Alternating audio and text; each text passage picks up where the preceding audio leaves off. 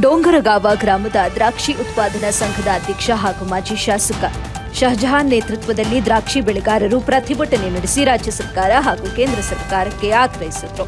ದ್ರಾಕ್ಷಿ ಉತ್ಪಾದನೆಯು ನೂರಾರು ಜನರಿಗೆ ಉದ್ಯೋಗವನ್ನ ನೀಡುತ್ತೆ ಅಂತ ಹೇಳಲಾಗುತ್ತೆ. ಇದು ಇಡೀ ದೇಶದಲ್ಲಿ ಗರಿಷ್ಠ ಉದ್ಯೋಗವನ್ನ ಒದಗಿಸುವ ಉದ್ಯಮವಿದ್ದರೆ ಅದು ದ್ರಾಕ್ಷಿ ಬೆಳೆಯಾಗಿದೆ. ಕರ್ನಾಟಕ ರಾಜ್ಯದಲ್ಲಿ ಗರಿಷ್ಠ ದ್ರಾಕ್ಷಿಯನ್ನು ಉತ್ಪಾದಿಸುವ ಪ್ರದೇಶಗಳಲ್ಲಿ ಅಥಣಿ ತಹಸೀಲ್ 2ನೇ ಸ್ಥಾನದಲ್ಲಿದೆ.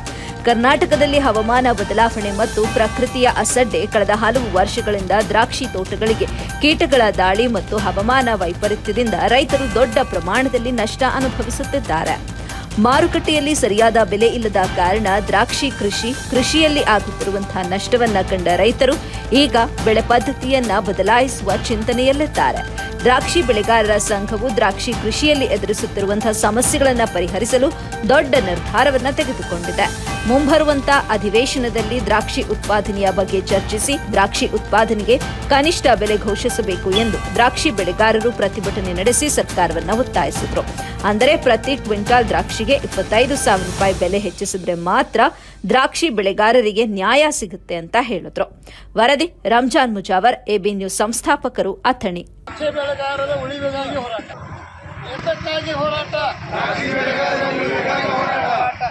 ಏತಕ್ಕಾಗಿ ಹೋರಾಟ. ಮಾತಾ ಕಿ ಬೋಲೋ, ಭಾರತ್ ಮಾತಾ ಕಿ ಬೋಲೋ, ಕರ್ನಾಟಕ ಮಾತಾ ಕಿ. ಏತಕ್ಕಾಗಿ ಹೋರಾಟ, ಏತಕ್ಕಾಗಿ ಹೋರಾಟ, ಬೋಲೋ ಭಾರತ್ ಮಾತಾ ಕಿ ಬೋಲೋ.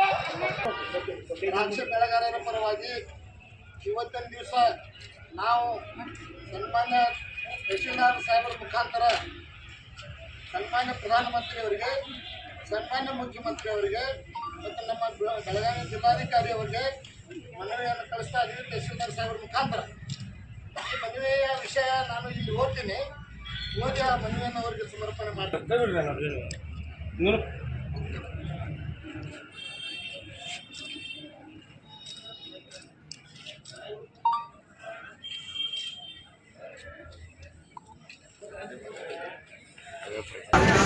ನಾವು ಮಾಡಿರುವಂಥದ್ದು ಸರ್ಕಾರದ ಗಮನ ಸೆಳೆಯುವಂಥದ್ದು ವಿಷಯ. ನಾವು ಯಾರ ವಿರುದ್ಧ ಮಾಡ್ತಾ ಇಲ್ಲ. ಯಾವ ಸರ್ಕಾರದ ಕಣ್ಣು ತೆರಿಬೇಕು. ದ್ರಾಕ್ಷಿ ಬೆಳೆಗಾರರ ಸ್ಥಿತಿಗತಿ ಸರ್ಕಾರಕ್ಕೆ ಅರ್ಥ ಆಗಬೇಕು. ಮತ್ತು ದ್ರಾಕ್ಷಿ ಬೆಳೆಗಾರರ ಪರಿಸ್ಥಿತಿ ಇಲ್ಲಿ ತನಕ ಸರ್ಕಾರಕ್ಕೆ ಸರಿಯಾಗಿ ಅರ್ಥ ಆಗಿಲ್ಲ. ಎಲ್ಲದಕ್ಕೂ ಬೆಂಬಲ ಬೆಲೆ ಅದ, ದ್ರಾಕ್ಷಿ ಬೆಳೆಗಿಲ್ಲ. ಮತ್ತು ದ್ರಾಕ್ಷಿ ಬೆಲೆ ಇಷ್ಟು ಕುಸಿದಲ್ಲ. ಈಗ ದ್ರಾಕ್ಷಿ ಬೆಳಿಬೇಕಾದ್ರೆ ಏನು ಖರ್ಚು ಬರ್ತದ ಅಷ್ಟು ಸಹಿತ ದ್ರಾಕ್ಷಿ ಬೆಳೆಗಾರರಿಗೆ ಉತ್ಪನ್ನ ಸಿಗ್ತಾ ಇಲ್ಲ.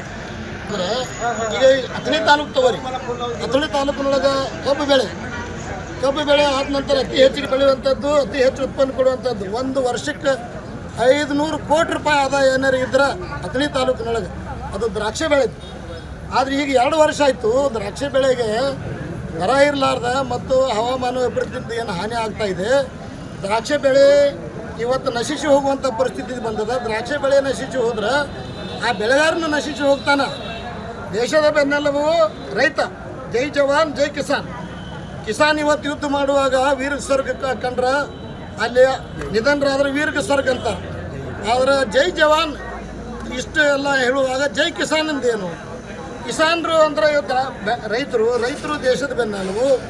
ಎಲ್ಲರೂ ನಾವು ಮಣ್ಣಿನ ಮಕ್ಕಳು ಅಂತೇಳಿ ಅನ್ನೋದಾಯ್ತು, ಬಾಯಲ್ಲೇ ಮಣ್ಣಿನ ಮಕ್ಕಳು ಅನ್ನೋದಾಯ್ತು. ಮಣ್ಣಿನ ಮಕ್ಕಳ ಪರಿಸ್ಥಿತಿ ಇವತ್ತು ಏನಾಗೈತಿ ಅನ್ನುವಂಥದ್ದು ಇದನ್ನು ಸರಿಯಾಗಿ ಅರ್ಥ ಮಾಡಿಕೊಂಡು ಈ ವಿಷಯ ಭಾಳ ಗಂಭೀರ ಆಗ್ಯದ.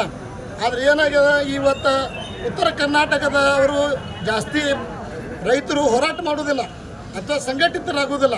ಕಾಫಿಗೆ ಬೆಂಬಲ ಬೆಲೆ ಅದ, ಅಡಿಕೆಗೆ ಅದ, ತೆಂಗಿಗೆ ಅದ, ತೊಗರಿಗೆ ಅದ, ಮತ್ತೊಂದಕ್ಕದ, ಸಣ್ಣ ಪುಟ್ಟ ಎಲ್ಲ ಬೆಳೆಗಳದ.